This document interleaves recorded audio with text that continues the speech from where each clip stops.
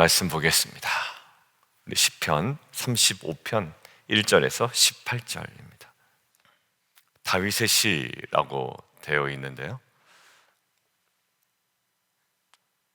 사실 보통 시편이 내가 여호와께 간구하나이다, 내가 여호와 앞에 무릎 꿇습니다, 내가 여호와를 바라나이다 라고 시작해도 무방하잖아요. 제가 기도할 때도 살아계신 하나님 감사와 영광과 존귀와 찬양을 올려드립니다.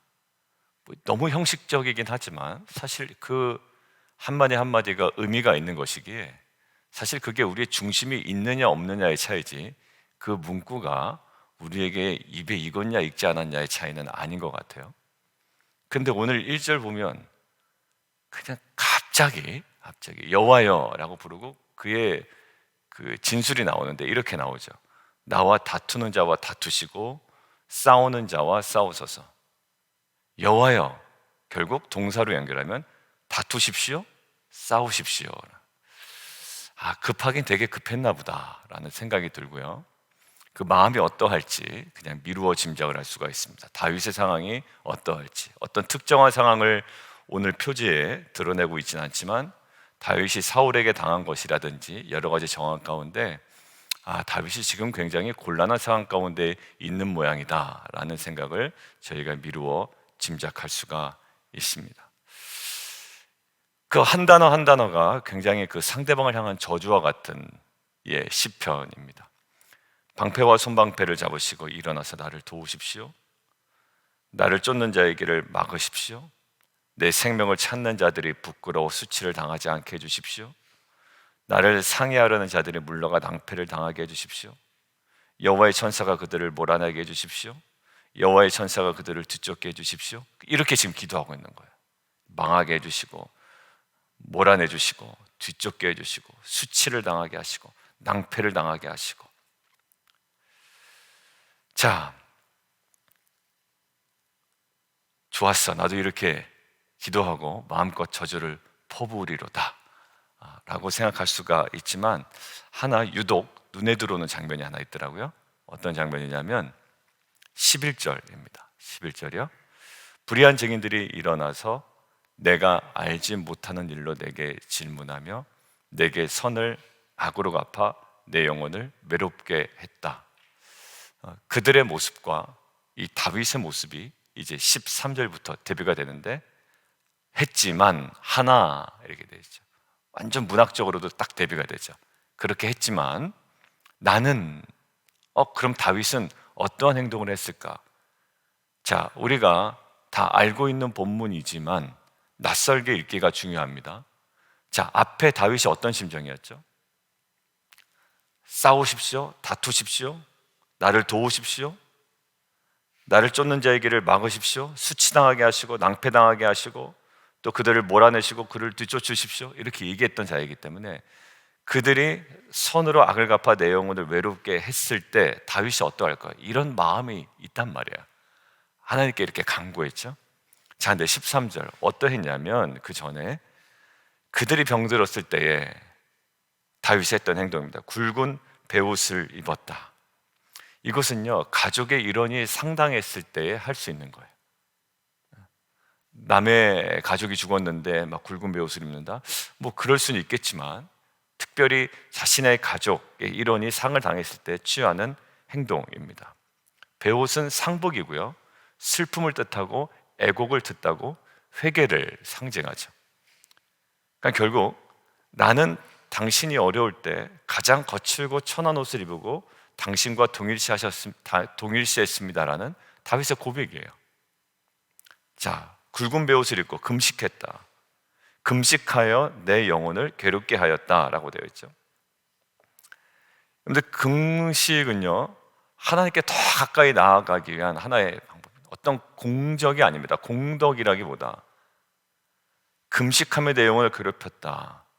무엇 때문에? 그들의 병 때문에 그랬다는 거예요. 14절이요. 내가 나의 친구와 형제에게 행한 같이 그들에게도 행하였다. 그러니까 나의 친구와 형제에게 하는 것처럼 그들에게 행하고 내가 몸을 굽히고 슬퍼하기를 어머니를 곡함같이 하였도다. 여러분들, 이게 그냥 단순히 지나가는 것 같지만 베옷을 왜 입었다고요? 병들었을 때, 돌아가신 것도 아닙니다. 가족 일원이 상을 당했을 때 취하는 행동인데, 병들었을 때 이 애통하는 마음으로 금식하며 하나님께 나아갔다라. 그러나 그들은 또 어떻대요? 또 다시 대도제죠. 15절, 내가 넘어짐에 그들이 기뻐하며 서로 모이며 불량배가 나가 알지 못하는 중에 모여서 나를 치며 찢기를 마지 아니하는도다. 그 불의한 증인들, 그리고 그 불량배들, 또 대적하는 자들의 행위가 감싸고 있고요. 가운데에 지금 다윗의 모습이 담겨져 있습니다. 그러니까 다윗이 하나님 수치당하게 하시고 낭패당하게 하시고 몰아내 두시고 뒤쫓으시고 싸우시고 다투십시오 라고 하는 마음은 있었지만, 실제 그들에게 다가갈 때 모습은 어땠냐면 그들의 목덜미를 잡는 것이 아니라 그들이 병들었을 때에 굵은 베옷을 입고 금식하며 나아갔죠. 여러분들, 이 장면이 어디서 떠오르냐면 다윗이 사울을 죽일 수 있는 저러의 찬스가 있었는데 죽이지 않았을 때의 모습이 떠오릅니다. 다윗이 사울을 어떤 마음으로 대했을까요? 마냥 좋아하지만은 않았을 거예요. 인간적으로 마냥 좋아하지만은 않았을 겁니다. 자기를 죽이려고 군사 3,000명이나 동원해가지고 자기를 쫓고 있는 사울을 마냥 기뻐하지만은 않았을 거라고. 어떤 이런 기도가 올려지지 않았을까요?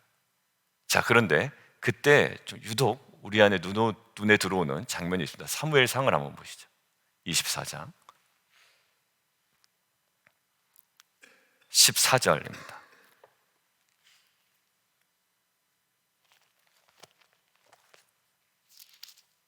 (24장 14절)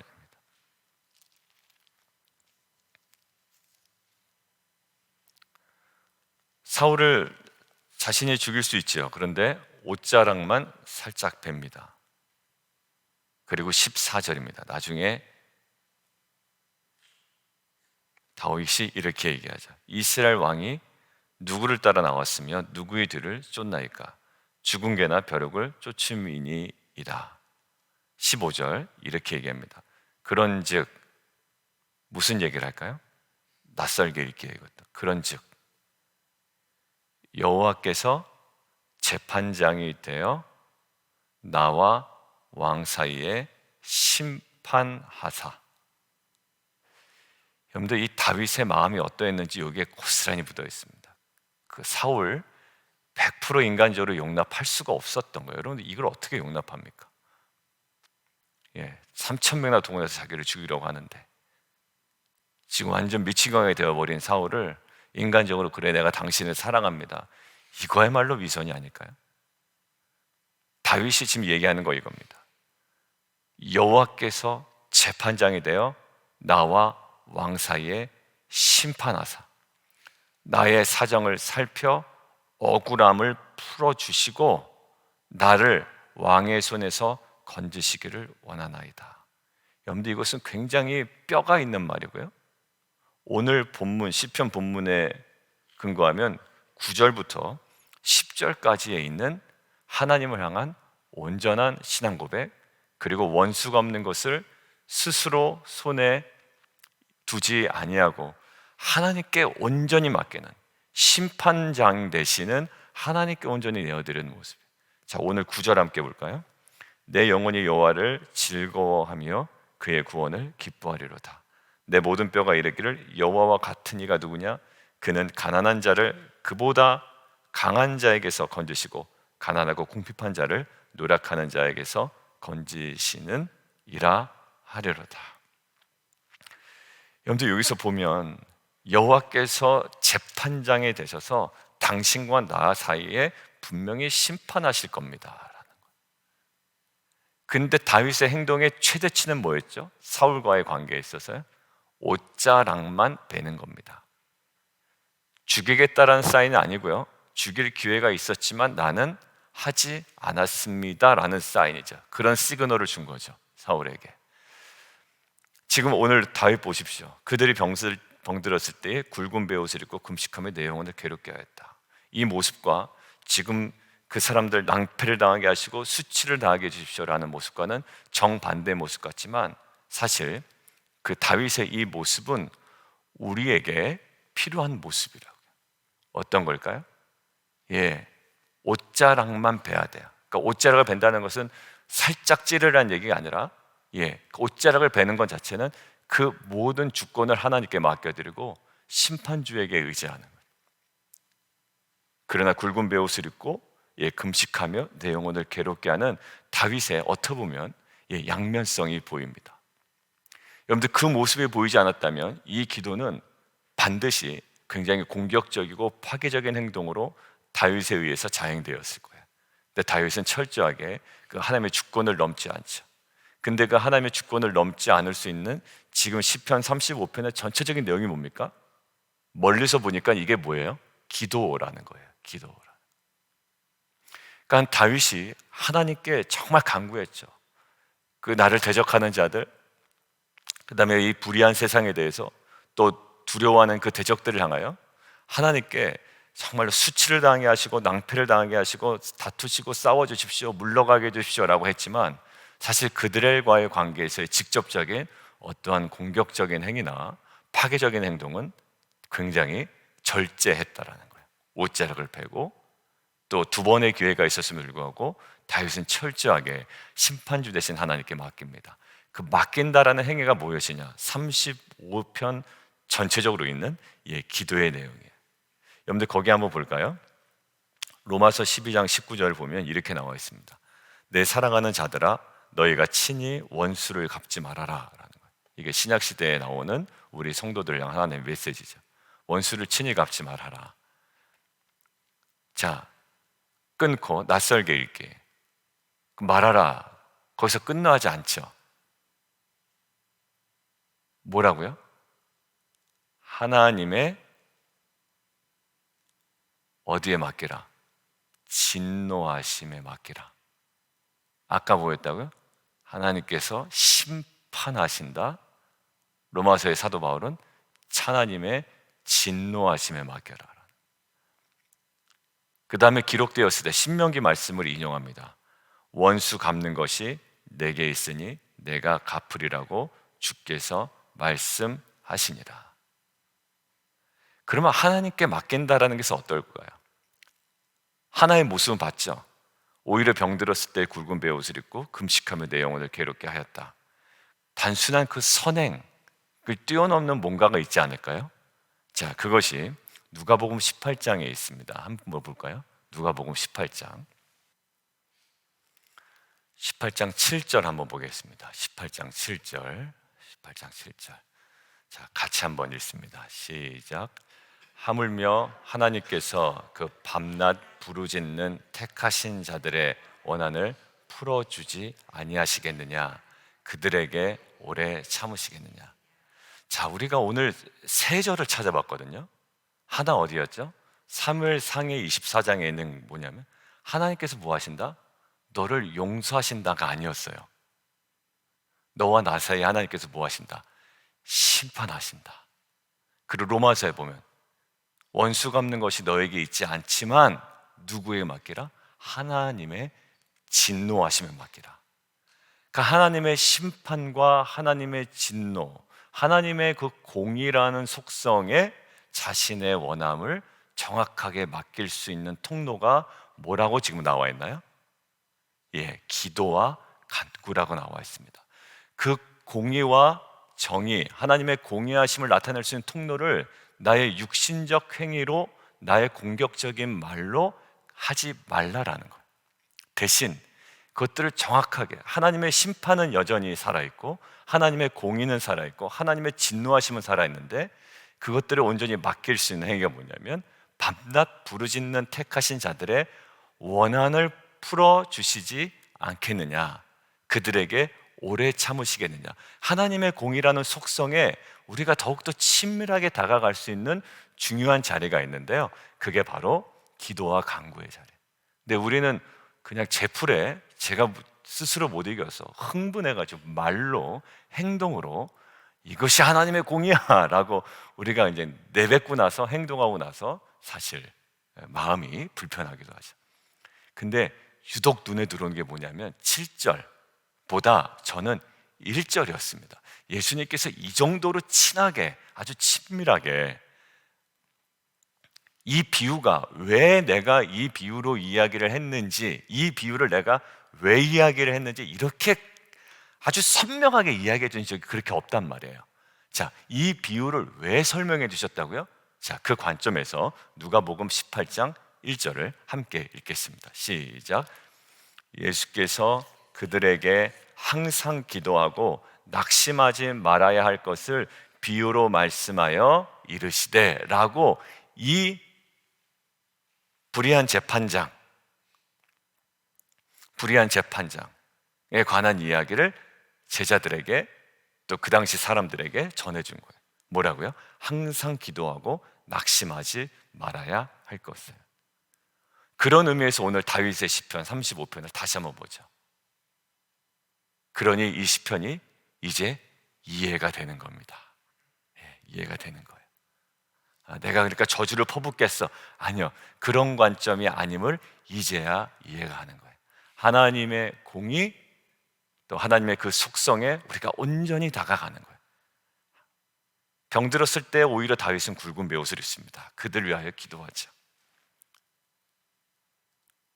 여러분들, 불의한 세상 앞에, 그리고 억울한 상황 앞에, 그리고 두려운 대적 앞에 우리가 할 수 있는 최고의 무기는 뭘까요? 그게 바로 공의로우신 하나님 앞에 우리가 기도로 나아가는 것인 줄 믿습니다. 대신에 나는 의롭고 저 사람은 의롭지 않다라는 우리의 잘못된 편견으로 우리가 이런 기도를 한다면 아마 정말 성령 하나님께서는 우리에게 정말 깨달음을 주실 거예요. 너 기도 잘못됐다. 그것도 우리가 신뢰하면서 나아가야죠. 그리고 우리가 그 들을 수 있는 귀를 항상 열어두고 기도를 해야 합니다만, 오늘 본문에 이 다윗의 기도가 어떠한 기도의 내용인지 사무엘상과 로마서와 오늘 마지막 불의한 재판관의 이야기 누가복음을 통해서 우리가 좀 살펴보았습니다. 어떤 거라고요? 항상 기도하고 낙심하지 말아야 할 것을 비유로 말씀하여 이르시되 오래 참으시겠느냐, 밤낮 부르짖는 자의 원한을 풀어주시지 아니하겠느냐. 그 하나님의 그 공의에 온전히 저희가 신뢰함으로 다가가는, 또 기도와 간구로 나아가는 공동체가 되었으면 좋겠고요. 특별히 불의한 세상, 또 억울한 상황, 그리고 두려운 대적들 앞에서 우리가 할 수 있는 이 최고의 무기를 뭐라고요? 항상 기도하고 낙심하지 말라고 도전하신 하나님의 음성 앞에 우리가 순종함으로 나아가는 귀한 공동체가 되었으면 좋겠습니다. 우리 장영수 집사님 이제 한국 다녀오셔서 오늘 첫 출근이시죠? 그냥 어떨까, 기분이 어떨까 생각해 보니까 한국에서의 시간 조금 돌아와서 약간의 이제 시차 적응하시고 딱 나갈 때 약간의 또 어색함, 두려움, 또 금요일 날 저희가 만나서 좀 이야기했습니다만 뭐 그런 여러 가지 감정이 또 있을 것 같아요. 그렇지만 항상 어떤 상황이든지 간에 하나님께 우리가 온전히 내어 맡길 수 있다라는 가장 강력한 무게가 기도와 간구의 자리가 아닌가 생각이 듭니다. 오늘도 하나님께서 그 기도를 받기를 원하시고 또 우리의 기도를 통하여 우리 안에 가장 선한 일들을 행하실 줄 믿습니다. 함께 기도하며 나아가도록 하겠습니다.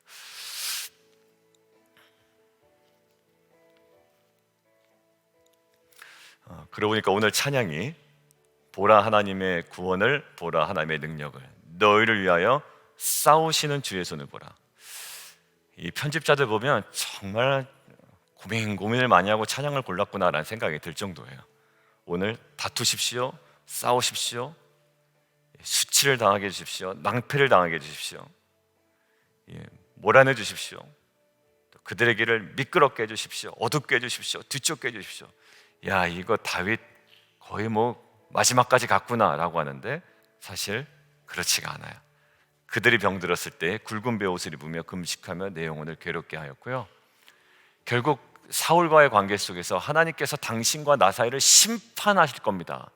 굉장히 온유한 것 같지만 하나님 앞에서 굉장히 단호함이었고요, 그 다음에 로마서 12장 아까 봤던 것도 하나님의 진노하심에 맡기라고 했지 그냥 허허실실 그냥 지나가는 건 아니었어요, 사실 사도 바울이. 그리고 오늘 불의한 재판관을 통해서도 항상 기도하고 낙심하지 말 것은 하나님께서 그것들을 억울한 자의 그 모든 간구를 풀어주지 아니하시느냐, 오래 참으시겠느냐라는 거예요. 하나님의 그 공의라는 속성에 정말 다가갑니다. 어떻게요? 기도와 간구로. 그렇지만 우리의 외면의 모습은, 우리의 말은 굉장히 정돈되어야 되고 질서 있어야 되며 하나님께서 우리에게 주시는 여전히 사랑의 태도는 갖고 있어야 되겠죠. 하나님, 정말 이러한 기도와 간구가 우리 안에 있게 하시고 단순히 대적들을 향한 것뿐만 아니라 불의한 세상을 향하여, 또 억울한 상황을 향하여, 또 두려운 대적들을 향하여, 또 어떤 대상은 막연하게 있지 않지만 우리 안에 있는 여러 가지 불안 요소와 우리의 하나님 잡히지 않는 여러 가지 감정에 하나님 정말 여러 가지 모든 요소들을 가지고 주 앞에 나아가 기도와 간구로 나아갈 때 주님, 이 시간 우리의 마음 가운데, 우리의 상황 가운데 주님 친히 역사하여 주옵소서. 함께 기도하며 함께 나아가도록 하겠습니다.